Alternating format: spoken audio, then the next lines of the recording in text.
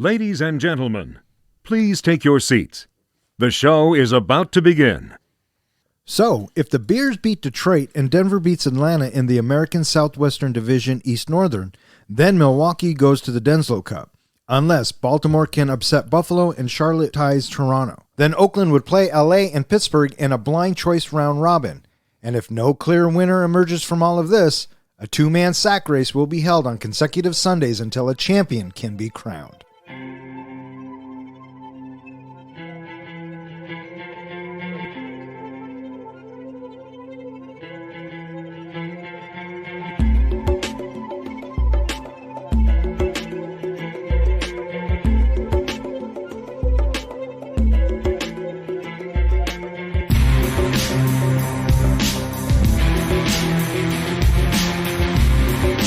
Welcome back. You are listening to Three Guys in a Flick. This is where we review the good, the bad, and the absurd. Tonight's episode, BASEketball. Beware spoilers.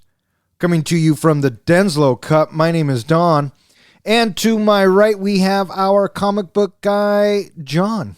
Dude. And to my left, we have the professor, Ken. Good evening, sports fans. All right. Tonight we are talking about BASEketball, and BASEketball comes to us from the Bronco Helmet and was submitted to us by our True Believer listener, Zach. And so, yeah, we pulled it out. Had you guys seen BASEketball back in the day? No, I had not. I have seen it once, but I think I rented it.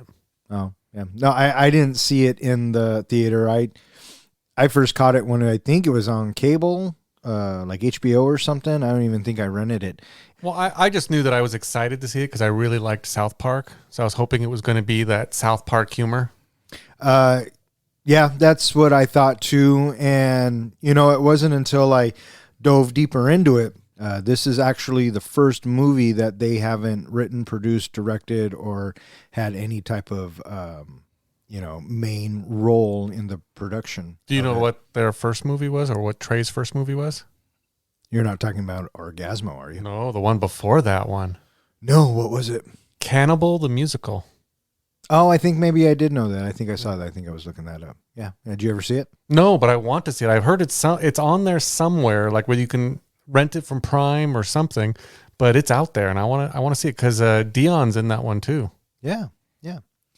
Released on July 31st, 1998, BASEketball was directed by David Zucker. The screenplay by David Zucker, Robert Locash, Jeff Wright, and Louis Friedman. It stars Trey Parker, Matt Stone, Yasmine Bleeth, Jenny McCarthy, Robert Vaughn, Ernest Borgnine, Dion Bacher, and a bunch of other actors. Zucker, where have we heard that name before? Oh, stop putting that inflection in your voice like, ooh. That was pretty funny, right? Mm-hmm. Airplane. Cock. Yeah, they are, well, the Zucker brothers are the ones that are behind, Airplane, Top Secret, Police Squad, the television series. Naked Gun, the movie, Scary Movie, most of the Scary Movies, if not all of them. Yep. So they are kind of like the parody kings, I guess you could say. Mm-hmm. So yeah, when I heard that, Matt and Trey were in this, I expected the whole South Park flavor, and later come to find out that this is Zucker's idea. Him and his friends actually made this game and played it in their driveway. You know what I mean? And so they wrote it out. And Chris Farley was actually supposed to play Coop. And that would have been such a completely different movie, right? So Farley doesn't do it. They have the guys from South Park do it. And they went in and pretty much rewrote their characters. And they added Dion. They brought him in. And so what we get is the Zucker flavor, the spoofness and the campiness and the silliness mixed in with the crude potty humor, which I find hilarious, of the South Park guys. And for me, this fucking movie worked. So could you have made this movie without Squeak if they had not written in that character? Oh, I doubt it. I think that character, and it's brilliant that it's Squeak, right? Because you think of Kenny from South Park. Which is that Kenny from South Park? Is he the voice? No, he was a few other voices, but he was not Kenny. Oh, okay. But I think that third character, because they added him, Matt and Trey. He wasn't in the script. The third character wasn't in the script. So yeah, I think that role is pivotal. I think it does not work without that Squeak character. How'd this movie do, Don? This movie was made for $23 million, and it brought in, wait for it, $7 million. Woof. Oh, yeah. Talk about a swing and a big fucking miss, right? Yeah, that's got to hurt. But, I was thinking about it as I was watching it because, it is, after all, just kind of a crude comedy, right? Someone with all this money said, yeah, this is going to be a good idea. And I kind of watched some behind the scenes, and Matt and Trey, it looks like they're having a good time and they're getting along, and you see like the director laughing, and it just looked like to be a lot of fun on set, and that's great. But if you think about it, that's just somebody's $23 million project to hang out and goof around. You know what I mean? Because $7 million, that's horrible. Did you hear why Matt and Trey took the job? Because they didn't think South Park was going to get picked up. Yep. They thought the show was going to be canceled. And so they figured might as well go ahead and agree to do the movie. But then South Park got renewed, and they ended up having to, from the behind the scenes that I watched, they would go to like the set at 4 a.m., work till like 7 or 8, 9 at night, and then go work on South Park until like 1 or 2 in the morning, get a few hours of sleep, and then go right back to set. Yeah, fucking crazy. Fun. But it paid off. But the funny thing is, Did it? I was going to say, are you a South Park fan? Yeah, South Park is fucking huge. Have you seen, those guys are huge. Have you seen the way that they've actually worked in making fun of this movie into some of the South Park episodes? It was just one of them, and it was Passion of the Jew. And Stan or Kyle are all pissed off because they want their money back for seeing Passion of the Christ. And they go, yeah, it was just like, well, we've done it before when we got our money back from BASEketball. So they're poking fun at it. Well, they also made fun of Roger Ebert when I guess he gave a negative review. And so they named an episode something about Roger Ebert is still fat or something like that, and had nothing to do with him in the episode. There are so many episodes. I stopped watching them a long time ago. But every now and then I'll throw it on. I enjoy South Park. Yeah, the episode actually was called Roger Ebert Should Lay Off the Fatty Foods. Oh. Professor, did you ever watch South Park? I saw a couple episodes. What do you think? I don't like it. You don't like it? I never watched it. I couldn't get into it. It was just, I didn't care for it. Yeah. Still don't. I can't remember if it's Peacock or Hulu right now that is streaming. They're making like South Park movies, and they're streaming them on there right now. There's like 3 or 4 of them now. I think it might be Paramount. Was it Paramount? I think. I can't remember which one it is. I can't remember. Some of them either. are pretty funny. What about you? Do you like South Park? Yeah, I like South Park. Yeah. What about the Zucker guys? Knowing what kind of movie it is going into it, being a Zucker film, out of Airplane and the ones that we have mentioned, are you fans of those movies? I am. Which ones do you like? I like the Naked Gun movies. I like the Police Squad movie, and I like the Airplane movies. I was actually surprised to find out that they did Ruthless People. Yeah, that was. And that's one of them that I really like. Oh, really? Who's in it? Danny DeVito. That movie. With, what's her name? The singer lady. Why am I blanking on her name? Because I called you Judge out. Reinhold. Wind Beneath My Wings. What's her name? You're just going to make me sit here and think about it, aren't you? I am. But I am going to give him credit for knowing who was in it. Yeah, I like there you that go. movie. Yeah. I like Top Gun. Top Gun. I like Top Secret. I thought that was fun. Airplane, I could take or leave it. Naked Gun, I really didn't care for any of the Naked Guns. I thought. Really? I don't know. Yeah, not my style. I couldn't get into Scary Movie. I liked the first and second one. Those were okay. Because it's exactly what you expect going into it, right? So if you know that going into it, then you can't be hugely disappointed. I think when I first saw BASEketball, I thought it was just a stupid movie. It had some funny parts, but I didn't get all the gags. And then when I found out later on, doing the research for this, that the Zuckers were, or one of the Zucker was involved, now it makes more sense that they were going for the gag and the quick jokes and the quick dumb humor. Yeah. Yeah, the movie got a couple of nominations I saw. Surprising. Until you see what the nominations are for. Razzie Awards. Oh, the good old Razzies. Wow. Yasmine Bleeth. And she gets Best Supporting Actress. No, she gets Best Actress nominee. Worst actress nominee. Yes. Yes. And I have to say, watching it, knowing that, it's like, is she really the worst? I don't know. She didn't seem all that horrible in the movie. Right. Was she believable? Pedestrian at a pedestrian level, but was she bad? Did she stink? I didn't think she stunk. I didn't think so either. What about Jenny McCarthy, who was nominated for worst supporting actress? I didn't think she stunk either. I thought she was a fun character. I felt both of them fit in the story that was being told to us. I thought so too. I was impressed with the way she could lay carpet. Of course you were. And of course that's the first thing that you bring up. I was more impressed with her knob handling skills. What was it? Cleaning the chrome off the... Here's your trailer or your trailer hitch. Yeah, cleaning the knob, or cleaning the polish off the knob, I think that's what it was. Yeah. Do you see her lips? Yeah, all silver. They're all silver. Would you like me to do this one too? Yeah, so I thought they were just fine. Let's call it what it is, right? This movie, I don't think is supposed to be taken too seriously. Movies are supposed to go out and make you think and feel and do all this. And if a movie can make you laugh, then awesome. Is this movie for everybody? No. Is this a great movie? Not in the fucking slightest. However, I didn't think it was all that bad. I honestly think that they were going for the same market of people who liked the movie Airplane, that they thought it would be, that year's Airplane, and that people would see it in the same regard. Sure. I actually like it better than Airplane. I like it better than most of the Zucker films that we named. Would you say the psych outs are pretty much the best part of the movie? I think the psych outs are one of the best parts of the movie. I like the running jokes. I think the biggest thing for me is that they're fucking Broncos fans. Right? I knew you'd like that part. Yeah, they name drop John Elway, and then when Coop and Jenna are sitting on his couch, there's a Bronco flag over Coop's shoulder, and at the end, spoiler alert, when they win, they give each other the Mile High salute. Do you have a favorite psych out? Steve Perry. You got one, Professor? Nope. I got to go with the Cartman imitation at the end.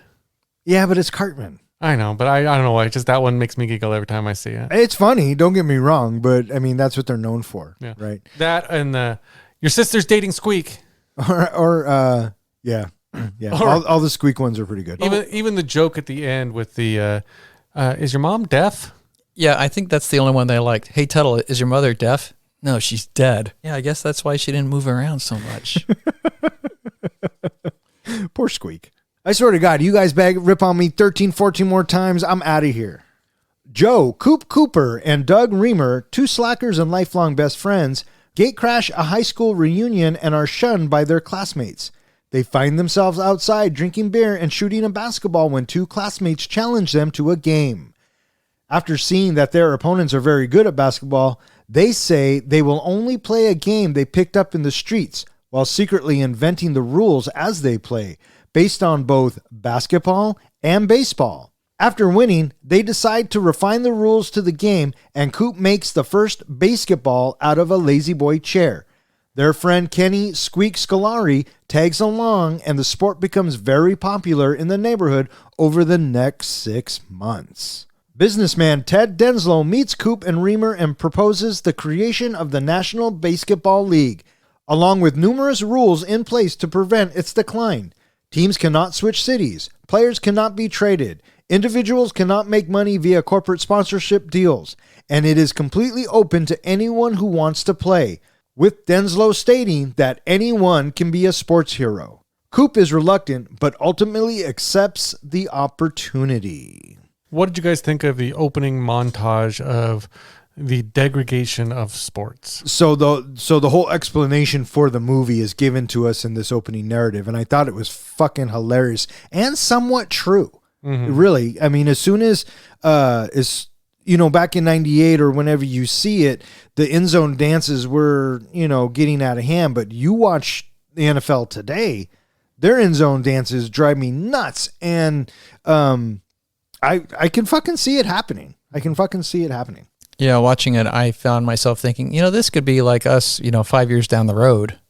Even though the movie's 20, 25 years old, I still feel like, this could still happen. Yeah.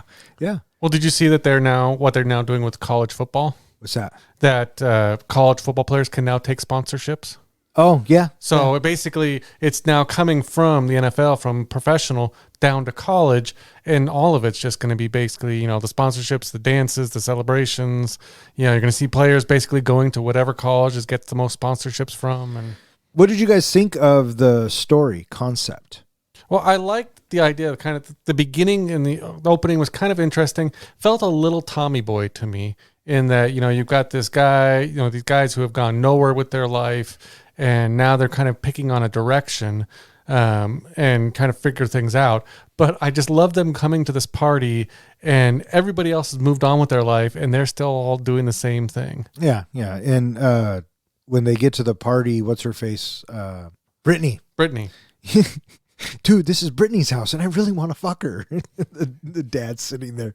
And you know right away what kind of movie you're going to get. Well, I just like you're here. Yeah, we had to come. No, I mean, who invited you? Who told you about it? And it was her boyfriend that told Coop and Reamer about it. Were you instantly hooked or not hooked with the vibrator scene? That all comes down to what kind of humor that you like, or, does it make you feel uncomfortable? Or I get the point of the joke and it's crude humor. And I personally, myself, I have no problem with crude humor. I think it's funny if done right. Don't get me wrong. And if they're opening up with a vibrator who they think is Britney's, and when Reamer finds it, dude. I mean, I found it really funny, and yeah, I was fucking hooked because I knew where we were going. Professor, did it draw you into the movie or kind of make you think, what the hell am I watching? Neither. It didn't draw me in, and it didn't make me think, oh, what am I watching? It's like, I don't know. It felt straight out of Beavis and Butthead. Yeah, I was a little concerned, I think, by the fact of, he's all over the vibrator, finds out it's mom, and he still was he still licking it afterwards? No. Did he stop at that? Yeah, he stopped. Okay. But I think it's funny that as he's licking it and she walks in, Coop stops and says, Brittany. And if you notice Reamer, he goes in and tries to lick it even more to get as much as he possibly can. That's right. So they're at this party and then they're just kind of talking about their lives and being losers, and they're shooting hoops, and they have to play these guys. Well, they talk about, like changing their lives at this point, and that they want to set a new direction. And that first they have to get jobs, and then they have to get the money, and then they have to get the corduroy pants. Or khaki pants. And then we get the khakis, and then we get the girls. As they're creating this game, they figure they go with it after the party, and they start adding rules, and they basically make it up, like you were saying. And this introduces us to the psych-outs.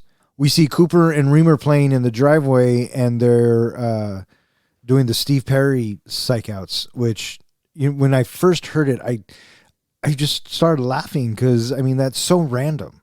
And this is where we meet Squeak. What do you guys think of Squeak as a character? I love that they bring him in as the guy who has to come and turn off their gas. And then the whole, is your dog here? Oh, no, he's not here today. Goes back there, gets torn apart, comes back out. Oh, that's right. He's going next week. He's going to the vet tomorrow. Oh, that's right. That's right. And so then they have him shoot for whether he have to turn off the gas or not, which I thought was pretty funny. Mm-hmm. And then we cut to 6 months later, and now BASEketball has become a big game. And we meet Ted Denzel. Would either of you guys play BASEketball? I would totally play BASEketball. Would you? Would you join the league? Of course. I think I would be the best. How about you, Professor? I'm not much of a free throw shooter. I'm probably 30% at the free throw line. Practice. I might do okay. I'm not very good from certain angles, but straight on I'm pretty good. So I'm a straight shooter. But I don't know how good I'd be with the psych outs. Oh, I think that's where I would shine. Yes. Yes. Steve Perry. And Ted Denzel is played by Ernest Borgnine, Academy Award winning. It's funny, for being such a kind of gag-filled base humor type movie, they had a pretty good cast. Oh, I think they had a great cast. This was Robert Vaughn's 100th movie. Yeah. I was just listening to a podcast earlier in the week with another Robert Vaughn movie where he played the villain of a certain superhero. Does anybody know what I'm talking about? I believe I do. Is it The Man from U.N.C.L.E.? No, sir, but he was in that. Was he in a Superman movie? Wait, I thought you said you knew. I think I do, but I'm trying to. There's two movies in my head. Is it Superman? No. Is it Superman? No. Well, I think it's Supergirl he was in. God, it was one of them. I can't remember which one it is. Superman 3. He was the villain in Superman 3. That's right. Oh, the corporate guy. So I was right. right. Superman. No, you weren't right. You I said said Superman. Not Superman, because Superman was made in 1978, and the villain was Gene Hackman. I was saying who the hero was. Superman. I said what movie. Oh, okay. Superman Yeah. 3. Well, you can't say it now. Ted Denzel comes up and asks Coop, let's take this national and let's make it a new professional sport. And they put in the rules that teams can't move, players can't get traded, this, that, and the other. And they're basically taking away everything that professional sports is now, even making this a game for the average Joe. Which makes me now think of dodgeball. It's funny when you look at it and you realize, from doing the research that there is actual rules to this game and people actually play it. And the rules make sense and it actually looks like a pretty fun game. Yeah, I don't doubt it. Like we were saying, Zucker, him and his buddies actually created this. So it doesn't surprise me that there are rules and that this game actually can be played. One of the things I was wondering about this movie is when they, win the original driveway cup and all that, they bring out this big glass bowl. And I guess that is representative of Zucker, and when his friends all played, that's what they used. They used a big glass bowl as the big award at the end. It's a big fruit bowl. Yeah. Yeah. Well, it's funny the things that stick out in your mind after watching a movie like this, when you think about it 24 hours later. And besides some of the psych outs, the only thing that really pops in my head is just every so often, cock. Of course it does, because that's all you think about. Cock. Dude, you can't write this. It writes itself. 5 years later, the NBL is in full swing with teams, fans, stadiums, and a major championship, the Denzel Cup. Denzel is owner of the Milwaukee Bears, Coop and Reamer's team. During the championship game, Denzel dies from choking on a hot dog, causing Coop to miss his shot and costing the Bears the game. Denzel's will names Coop as owner of the Bears on the condition that they win the next Denzel Cup. Otherwise, ownership reverts to Denzel's widow, Yvette. Coop and Reamer then meet Jenna Reed, head of the Dream Come True Foundation, and Joy, one of the children in her care and a passionate fan of BASEketball. Coop, Reamer, and Squeak begin spending time with the two, with Coop eventually forming a relationship with Jenna. Baxter Kane, owner of the Dallas Fallons, wants to remove Denzel's rules preventing monetization of the sport, but could not while Denzel was alive. After Coop refuses to accept any changes, Kane partners with Yvette as he tries to make the Bears lose the next Denzel Cup so she will own the team. The Bears still continue winning games and heading toward the championship. Kane approaches Reamer, telling him that he made an offer to Coop, but Coop refused without telling Reamer. Reamer confronts Coop about what Kane told him, and Coop quickly compromises by declaring Reamer part owner of the team. So we are in full swing now. It's a professional sport with a stadium and cheerleaders. And this is where we get Bob Costas and Al Michaels, two sports announcers that, they're pretty fucking famous. And it's 5 years later and we have the Felon Girls. Oh my God. This was I love this bit when they're talking in the booth. And Bob Costas, he's such a great announcer. He's all, 5 years ago, this game was being played in driveways. And Al Michaels, he was the voice of the NFL for a long time. And just to think, 5 years ago, those girls were in grade school.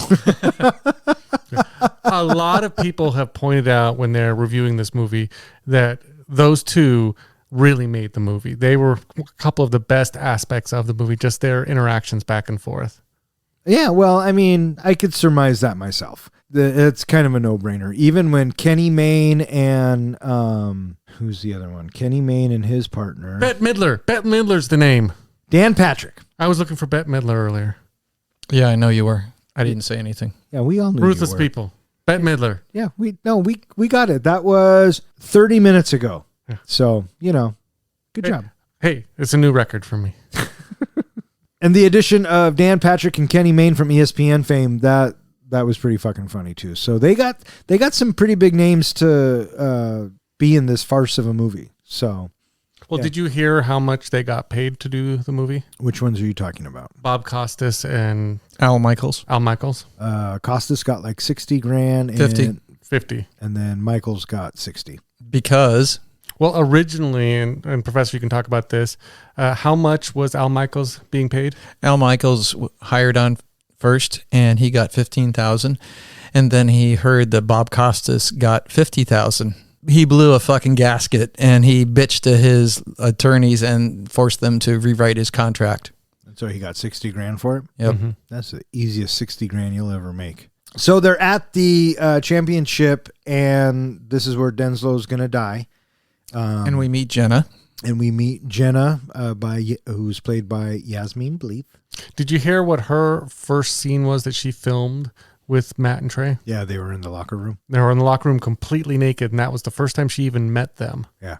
So this is the scene where Denzel dies, and, you know, in true Zucker fashion, he's going to die of a hot dog, right? I thought it was funny that at the end of the game, as Coop misses the shot and he sees Denzel dying, Al Michaels comes on and goes, "What an unfortunate night for dozen egg night." And then they start getting pelted with eggs. And I mean, and the humor here is just, you know, he's beating on his chest, and Denzel's trying to tell him that he's choking, and he's all, "No, we can't have a hot dog. They stopped serving him after the 7th inning." Would this kind of scene, and I know there's like some later scenes, would you say that this is more of like a dark comedy or just a regular comedy? Why? Because he died? Because they're kind of making fun of death, and they're making fun of sick children, and so it's got kind of some darker elements to it. I didn't think of it as a dark comedy. Neither did I. I just thought it was as a comedy. Mm-hmm. You know, the hot dog flying out of his mouth each time he pounds down on his chest. That's slapstick. Yeah. Really. Mm-hmm. You know what I mean? What would you consider? What did the internet tell you to think? Well, when you read the reviews of this and the summarizations, they refer to it as a dark comedy. So I didn't think it's a dark comedy, but I was curious if both of you would categorize it as that. Not at all. But they must know something we don't. So Denzel dies. They meet Jenna. And what'd you guys think of the whole Wish Come True Foundation story bit? I was okay with it. I get it. It just kind of went along with the story, right? Yeah. Yeah. And I understand why they kind of worked that in, because they had to work in Joey. And normally, like these scenes, you know, when they work in these storylines, the kids are kind of annoying and they're kind of downers in the shows. I thought the actor who played Joey did a great job. Oh, these kids, Joey had me laughing for fucking sure. He went on, he's still acting. In fact, if you ever watched the series Magicians, he was in that TV series. Oh, no way. Yeah. Yeah. No, I've never watched it. And then, of course, you know, you have Reamer and Coop pining for Jenna's affection. Mm-hmm. And, you know, she's going to go with our hero, Coop. But, yeah, I thought that the introduction of all of this was pretty funny. We then go to the will reading, and this is where we find out that Coop gets the team. You know what I mean? But this is also where we get to know Baxter Kane a little bit more, played by Robert Vaughn. And, you know, he's the guy who's out for money and all that kind of good stuff. When the Bears lose and they're interviewing Robert Vaughn, he's all, "Ted Denzel will be missed. He was a true pioneer of the game. This is a sad day." And then the next second, he's like, "Yeah, we fucking won." Mm-hmm. I thought that was I loved all the celebration behind him. Yeah, that was funny. I do like during that will reading and everything, you know, Yvette meets Robert, and that's when they start kind of hatching their plan and everything. But just the whole scene of it, and especially the fact that they're using a VHS tape to watch it. And what was it at the end of it? I just want to speak to Coop directly. And he waits like, 5 seconds? And did you notice Coop's reaction? He's looking around waiting for everyone to leave, and he's like fucking shocked that no one will leave. Yeah.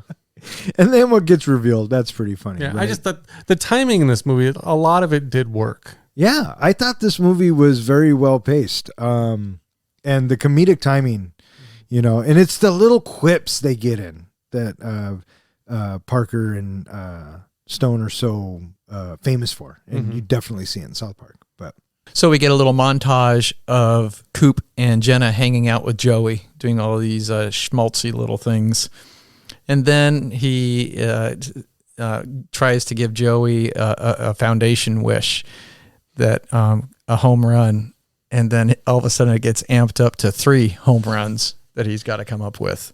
so you're right. They start to hang out, and Joey's last wish or whatever it was to hang out with the Beers for team for a day. So they do yard work, they work on the car, and then Jenna leaves, and so they take this 12-year-old, 10-year-old to a bar, and They're doing shots. and I get it. That's completely heinous, right? I mean, but it was so fun. Did you like how when they were doing the shots, they picked a Jerry Springer show of every time they get into fights, take a shot. They would do shots. Yeah, I thought that was funny. And then, again, it's just kind of like the little things.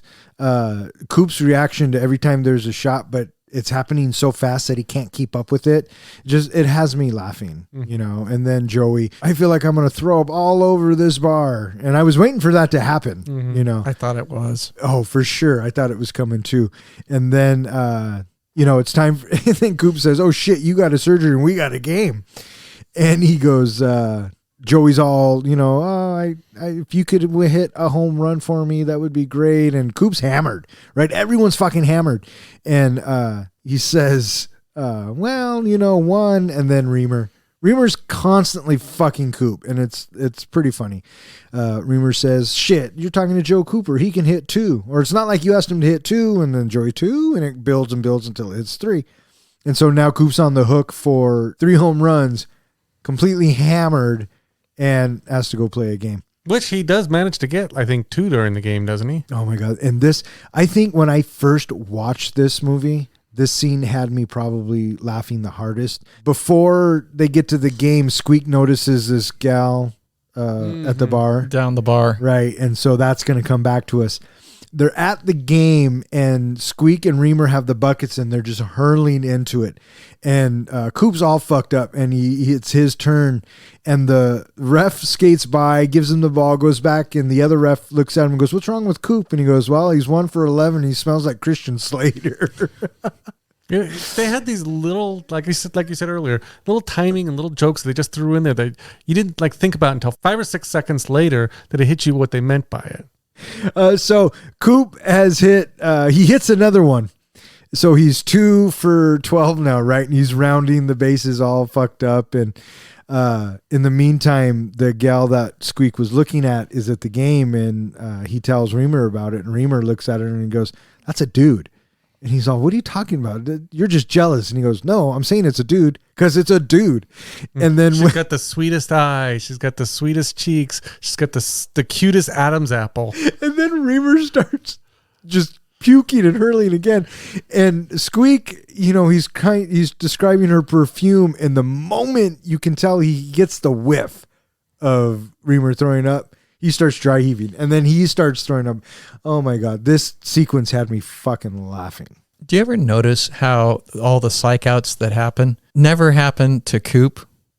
We see maybe one psych out to Coop, maybe. And Reamer, he has maybe one psych out happen to him. 95% of the psych outs that happen are being done by the Beers, not by the other team. Yeah. Why don't we see any happening to Coop or Reamer? Because there are heroes. Mm-hmm. Yeah. I don't know. Maybe they're not. Maybe the other teams aren't savvy enough. I don't know. The other teams, they showed a few psych outs and they were just pathetic. Like the, I can't remember if it was like the Italian team or what. I don't remember what their team they were. Oh, yeah. Your wife's a terrible cook. Yeah, that's a good one. Yeah.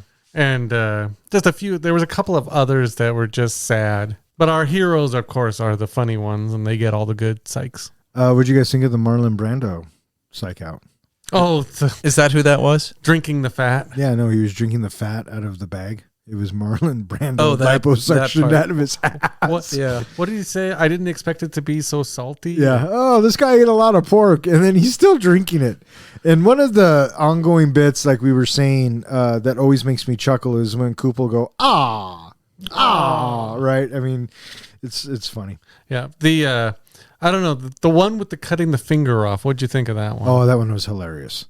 Because the tune that he whistles and he's doing it like it's a big shtick, and then he, as he's cutting harder and harder, his face and everybody in the audience is going, no, no, no, and it pops off. Did the tinfoil one have any effect on you? Chewing tinfoil? No, I don't. Does tinfoil bother you guys? I guess it's supposed to creep people out chewing on tinfoil. Really? Yeah, and I didn't get it, but when I was watching the making of it, they were talking about it, and the cast, the people like around it, were all freaking out when he was chewing on the tinfoil. And the one that probably had me fall out of my chair laughing was when they were playing the San Francisco Ferries, and he goes, "Hey, do you watch those beer commercials?" He's all, "How to speak Australian," and he pulls Squeak over and pulls his pants down. Vagina. He gets flagged and he goes, "No, that wasn't a gay joke. That was an Australian joke." And he's all, "Ah." Those guys, I mean, even the Zuckers, they don't care about any stereotype. Mm-hmm. They go after everyone. And, if you're going to do it to everyone, So that's a big thing with South Park is they literally nobody is safe. So they lose that game because they're fucking hammered. And then they go to the hospital. What'd you guys think of this hospital bit? This whole scene of them trying to save Joey felt very Naked Gun to me. Really? Felt very Leslie Nielsen to me in that just the whole kind of shtick of going too far and over the top. And this sequence, you could definitely tell that the Zuckers wrote it, but obviously the guys put their flair on it. The whole bit where he says, "I'm giving her all she's got, Captain." And then, "I love you. Always have." That was all improvised. Mm-hmm. But him running with the bedpans on his feet and the needle going in and them getting electrocuted. I mean, that was all kind of sight gag stuff. Yeah. One of the shticks in that I don't know, this is one of those things that made me laugh a lot, was when he pulled the blanket out really fast. And I think the guy in the background went flying. He went flying. Mine was when they were shocking him, which... Come on, right?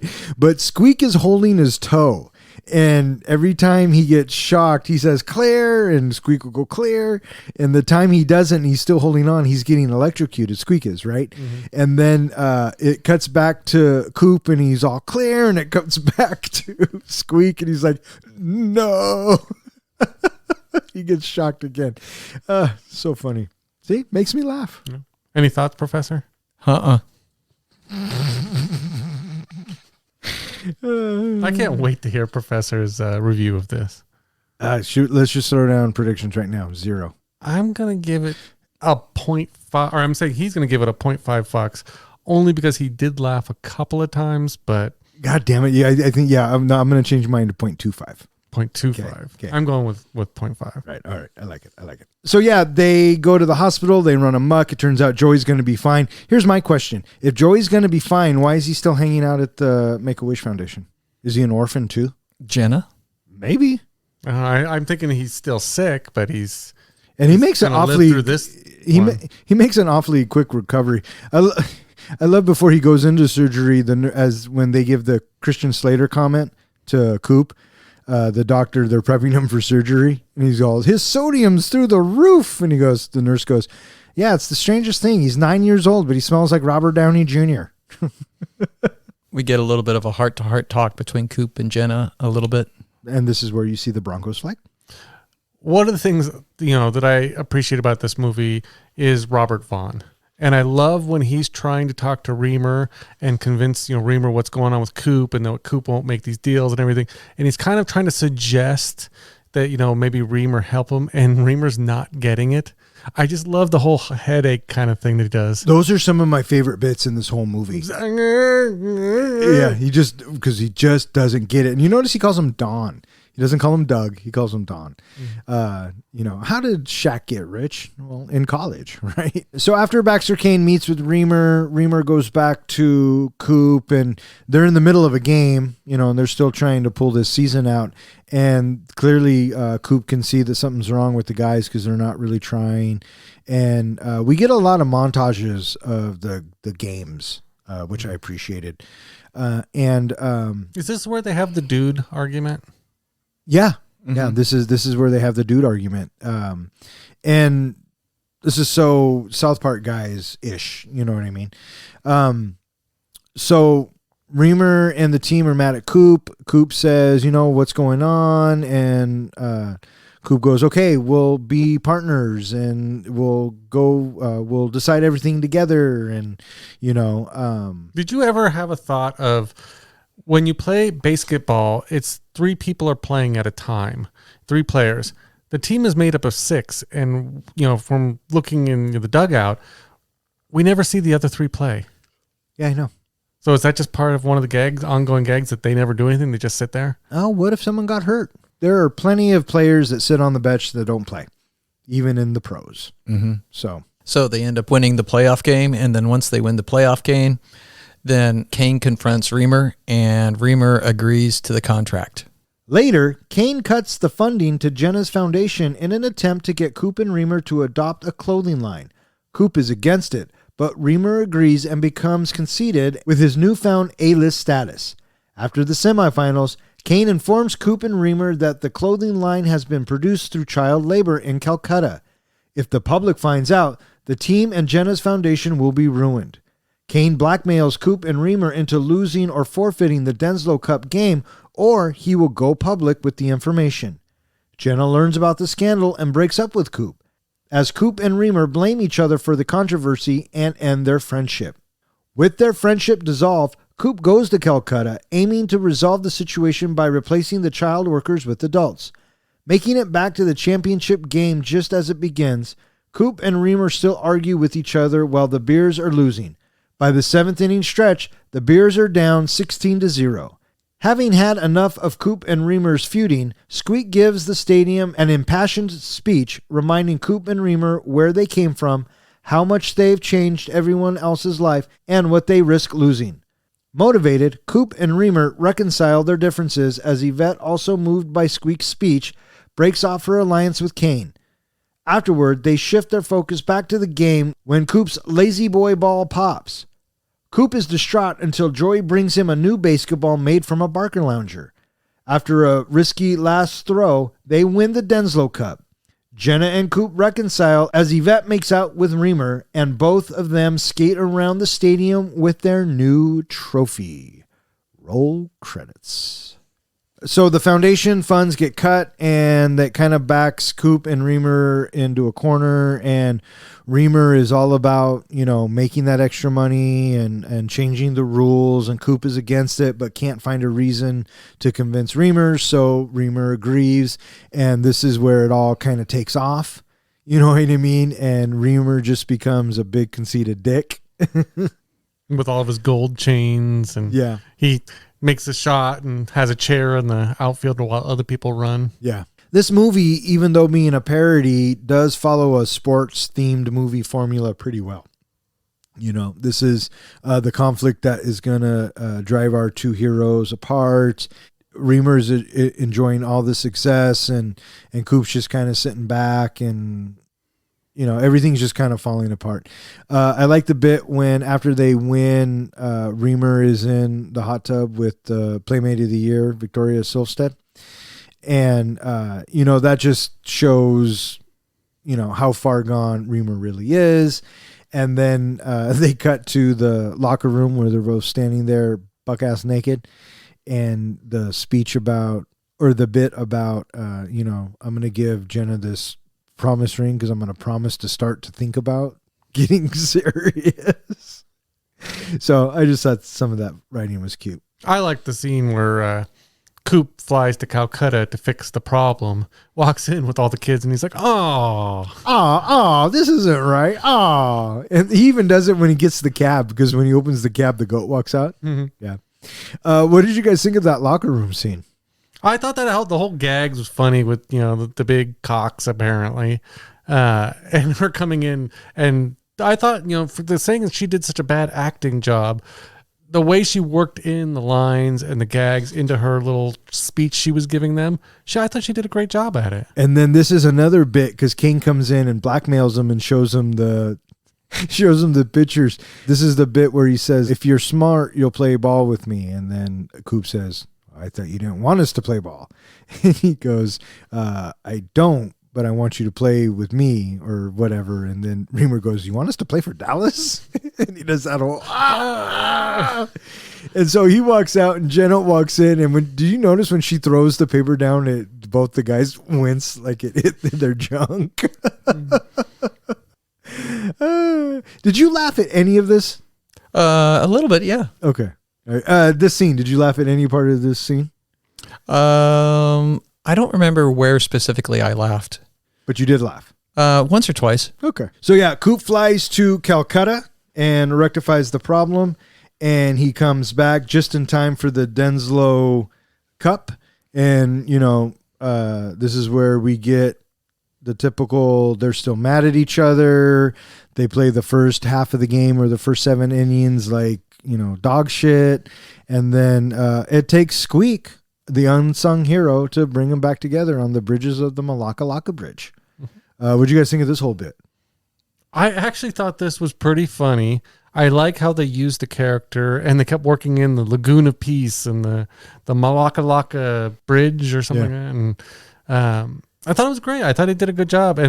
But what kind of bothered me is after he gives a speech and Yvette basically splits from Kane wasn't the team safe at that point? I mean, she may still get ownership, but she's not going to work with Kane. So wasn't most of the problems solved by that point? Yeah, but the guys didn't know that. Yeah. Right? Yeah, that's what I thought as well. They didn't know. And I'm pretty sure they still want to win the fucking game. Yeah. So they hadn't won it for 5 years, so what do they care? Clearly, you never played sports. So did you notice as the Malacca Bridge was going down that one of them says, hold your breath right before we hit, and the other one says, never let go. So their call out to Titanic. Yeah. I heard somewhere that was another improvised scene. Oh, yeah. Yeah, and so was the kiss. Mm-hmm. Oh, no. The kiss wasn't It was their improvised. idea. It was their idea. It kind of looked like Cooper wasn't enjoying it. It was. You got to be honest, right? There was no heat factor there. Reamer was all into it, but Coop just kind of went with it, I guess. Remember the scene where he is driving and then the radio starts playing that song, and it's pretty much just mapping out his life. Yeah, the Trey Parker actually singing it. Yeah. Mm-hmm. Oh my god, that was one of my favorite scenes too. I guess that Slow apparently. down, there's a truck ahead. So yeah, they were down 16-0. They reconciled. They're making their comeback and they're doing their psych outs and this, that, and the other. And I knew that the ending shot was going to mirror the opening shot when they won the first Denzel or the first BASEketball championship in the driveway. Coop misses a rebound miss. Reamer keeps it alive, and then Cooper makes it at the very end. You kind of knew that was coming. So. Well, they set us up with that Reggie Jackson 3 home run bit at the very beginning of the movie. Oh, and then the ball deflates. Yeah, and I shed a tear for that.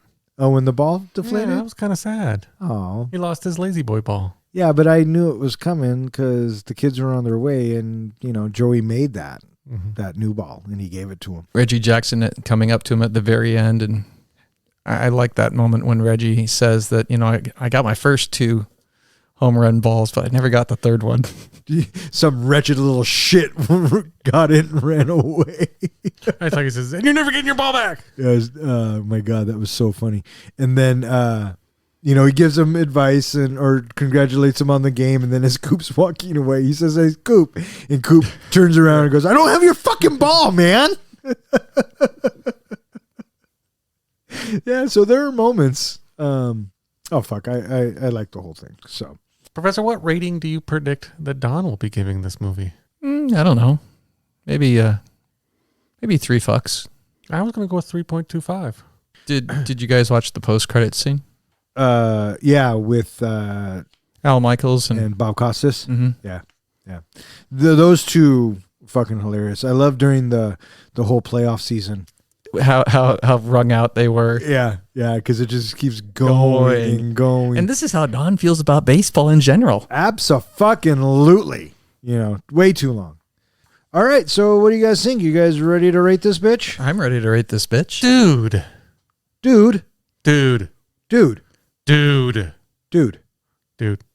All right, you got a point. And now it's time for John's Precious Moment. As our loyal listeners will know, I like to compare all of our movies to Lord of the Rings because, well, everything compares to Lord of the Rings. So for this movie, I'm going to start with Middle-earth, which is basically the BASEketball league. Mordor is the Denzel Cup because that's where the journey leads our heroes to the end. The Fellowship, well, that's the Bears team. Frodo is Joe Cooper. He is our main hero and the bearer of the ring. Sam is Doug Reamer.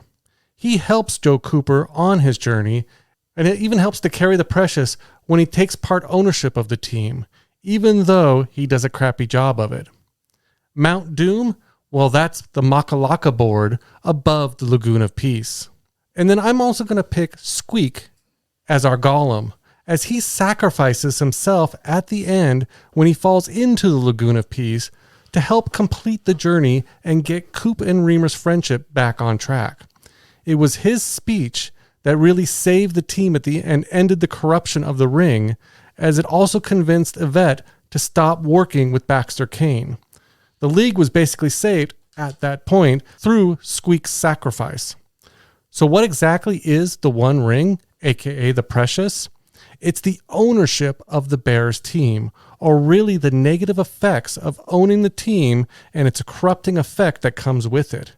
The responsibility of owning the team has a corrupting power on its bearer and those around it, as seen how Coop is tempted and Reamer ends up getting corrupted. Owning the team changes Coop's life throughout his journey.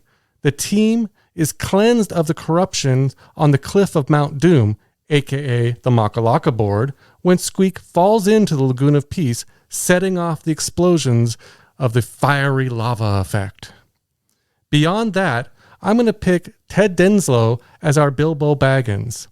He was the one who passes the ring, or the team, onto our Frodo Coop. Gandalf, well, that's Reggie Jackson, because he provides kind of guidance along the way. For Saruman the White, I pick Yvette Denslow, although she repents at the end, which leads to Saruman tongue-kissing Sam. And Sauron, well, that's Baxter Kane, because he wanted to obtain the One Ring, which was the Bears team, and with it, control all of Middle-earth, which technically was the BASEketball league.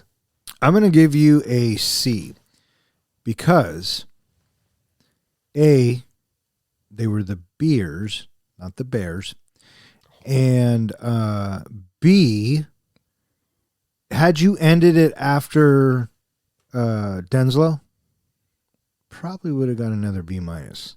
I liked where you were going with that, but You didn't think Baxter Kane was Sauron? no, didn't need him. But he was after the One Ring. Everyone's after the One Ring. That's a given. But he was basically after the One Ring because then he controlled them all. I understand. I understand where it's going. Just too much. Okay. That's just my humble opinion. I So said now Bears. because you opened your mouth, I'm gonna give you a C minus. Professor, how'd I do? I'm going to give that a solid C+. C+. Yeah, C+. You have a twist that your Samwise ends up being corrupted as opposed to Frodo. Mm-hmm. Which all in the beginning was good. Mm-hmm. Even and as soon as you said Denzel, I'm going, oh, this motherfucker. But then you go, he's Bilbo because he passed it along. I went, oh, that makes sense.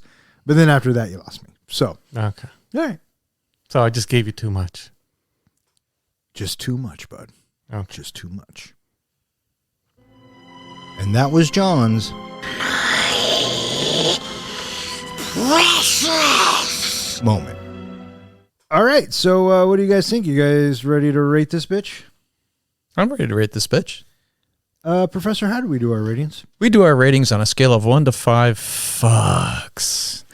So 5 fucks is a movie that is cinematic gold. You're ready to watch that whenever somebody says, "Do you want to see that?" And you go, yes, I do.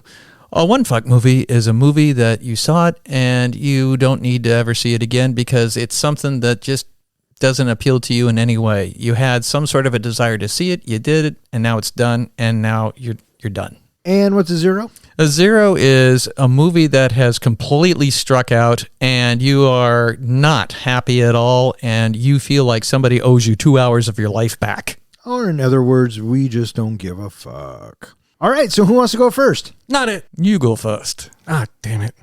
Okay.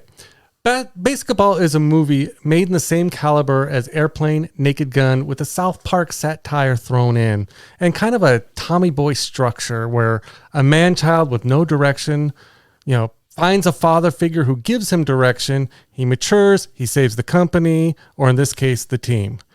Once you figure that out, you basically have the whole point of the movie. The rest of it is just a quick-paced, silly, with hilarious gags, and it's easier to enjoy if you accept it at that level.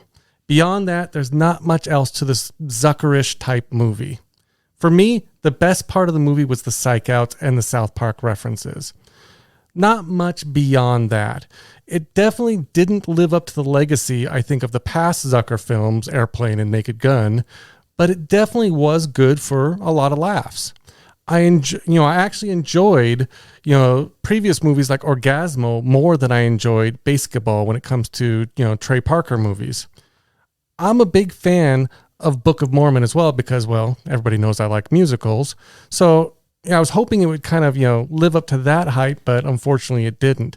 You can tell that Matt and Trey felt the same way about this movie, the way they poke fun at it, in the South Park episode. If you're looking for a movie that's simple to follow, has quick, low-bar humor, and occasionally has a gross out, this is a good movie to check out.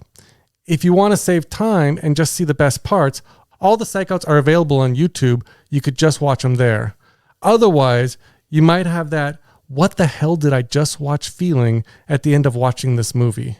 So for that reason, I'm giving BASEketball 1.75 fucks.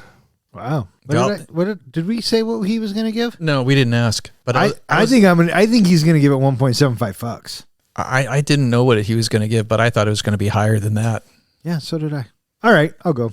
With BASEketball, I kind of expected it to be more South Park based, and I didn't realize that it was a Zucker film until later when I watched it. And out of the Zucker films, I think that this one is probably my favorite. Out of the guys that do the South Park stuff, this isn't my favorite. I think South Park, bigger, longer, uncut, Team America. I like those movies better than this one. But this movie makes me laugh, and it continually makes me laugh every time I watch it. The cast is solid. The story is funny. I buy it because, it's a satire on the sports world. And, they kind of nail it when it comes to, where sports is going or where they have gone. So, for that, I think that the movie's fun, and I appreciated the montages. I appreciated all the cameos from the sports world because I watch a lot of sports, and so that carries over. And at times it was like I was watching a real BASEketball game. You have Bob Costas and Al Michaels and Dan Patrick and Kenny Mayne. So it felt like that at times. This movie came in at an hour and 35 minutes. I feel like you probably could have cut 10 out of it. I feel like this movie drags just a little, but it doesn't really take me out of it. The soundtrack was fine. The editing was fine. The one-liners and the ongoing jokes. The psych outs were one of the best parts of this film. And I think that the characters, I liked the characters. And yes, it was because they were Bronco fans. So that's going to rate really high for me. So overall, I'm going to give BASEketball 3.5 fucks. I think I came in at 3.25 was my guess. You did. You said 3. You said 3.25. I was close. Shocker. So, BASEketball. I had not seen this movie before. Initially, I thought we were watching Dodgeball, but no, correction, we're watching BASEketball. I haven't seen this. All right, so going into it, I knew that it was, going to be along those lines of like an Airplane movie. I have to say, it has been a while since I've seen Airplane, but I I really enjoyed Airplane a lot in my younger days, and watching Police Squad, which was a lot like the Naked Gun series, I enjoyed all that. But when I'm watching all those, that was, that was a while ago. And so now here I am watching this 20 years too late, if you will. You know, this movie is in a very different experience for me, sitting by myself as a middle-aged man watching this movie. And it's just like, okay. And it just didn't strike my funny bone because of those two main points. I'm a middle-aged guy, and I am watching it by myself. There's nobody else to help carry it along for me, as opposed to watching it with a couple of buddies, or you're watching it in the theater with a bunch of other people. So it was a bit of an uphill climb, and I pondered watching this. I wonder if I'd still think that, you know, Airplane or Police Squad is still funny if I were to watch those again today. And, you know, part of it... also, just because I'm an older guy, so like the cheerleader sequences that they kept having with the girls over and over again, I thought it was funny the first or second time, but they kept bringing the girls back again and again. It's just like, is this for 15-year-olds? Is this a 15-year-old fantasy? I suppose it is, but it's just like, well, I don't know if I necessarily need, you know, it started to feel gratuitous a little bit. For the most part, I found my characters to be likable. Coop, a really good guy, and I enjoyed his personal journey that he was on during this movie because he's a likable guy, and I thought that Jenna, you know, when I saw that she was nominated for a Razzie, I kept waiting. Well, she's gonna fall really flat on her face, and I didn't think she fell flat on her face at all during the movie. So I found it modestly surprising that she got nominated for a Razzie because I didn't find her character unlikable in any way. I also really enjoyed Remmer and Squeak. I thought those characters were fine, and Robert Vaughn, he was a fun villain in the movie as well. But in the end, it comes down to me watching this movie today and seeing it for the first time, and it was pretty pedestrian, and it wasn't going the way that I thought it was going to go necessarily, because I had such a fond association for other movies of this ilk. And I got to say, in the end, what I found myself thinking a couple of times throughout the movie is like, I wish we were watching Team America, because I really dug Team America. I think that is a fun movie, and it kind of sort of left that taste in my mouth by the end of it, that it's just not as strong of a movie. I give this movie 1.25 fucks. Wow, both more than we thought. Yeah, that's a lot higher than I thought. If you had to pick one of the characters from this movie that you represent, would you be a Coop, a Reamer, or a Squeak? Who would you be? Well, I already know who you two would say I would be, but who would you be? I just asked you, who would you be? I would probably say that I am a Squeak. Is that who you really think you are? I think that's who you would say I am. I didn't ask who you thought I thought you would be. I asked, who do you think you would be? Squeak. So you think you would be Squeak? Yes, because he's underestimated. Wake up, bitch! You're my new best friend. Yeah, and I'm also one of those guys who basically, you know, you do that 13 or 14 more times. You said at work all the time. What about you, homie? Who do you think you would be? Maybe Coop. Coop? Maybe. Yeah. You? Oh, I'm definitely Coop. Or you're, Kane? You didn't say Kane was one of the No, characters. but if I threw in Baxter Kane, the villain. You think I'm the villain? Oh, that makes sense. I mean, I could be the villain. I wouldn't mind playing the villain. Yeah. So, yeah, there you go. Would you say I'm a Squeak? I wouldn't go there first. Take the abuse and I underestimated? I think you're more of a Joey. Oh, okay. Yeah, 9-year-old who needs a new liver and gets fucking hammered. Has bad internal organs. Yeah. So, all right, what else? Oh, yeah, Team America is way better.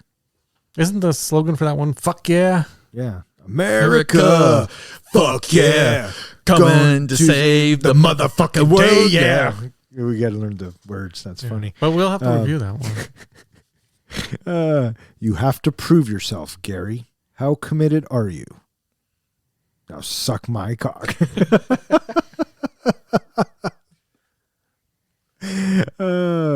Gary. That's so good. Have either of you seen Orgasmo? Yeah, I've seen it. No. What'd you think of Orgasmo? I thought it was funny. Yeah, They're funny guys, Yeah. and their live action stuff is funny, but I think South Park and Team America are more funny. So, have you seen Book of Mormon? not yet.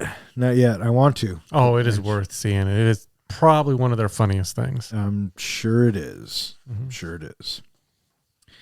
All right, now comes the time of the podcast where we would select our next film. If you want to know the next movie that we are going to review, check out our website and any other social media outlets that we have. Hey, speaking of which, hey, John, where can they find us? If you want easy access to our podcast, show notes, movie trivia, pretty much everything we know, check out our website at threeguysandaflick.com. You can also find us on all the various social media and podcasting hosting sites. All right, so that is going to wrap it up for this episode of Three Guys and a Flick. I just want to thank Zach, Ronnie, and Jill for listening. Thanks, Zach. Thanks, Ronnie. Thanks, Jill. For Three Guys and a Flick, I'm Don. I'm John. And I'm Ken. Thanks for listening.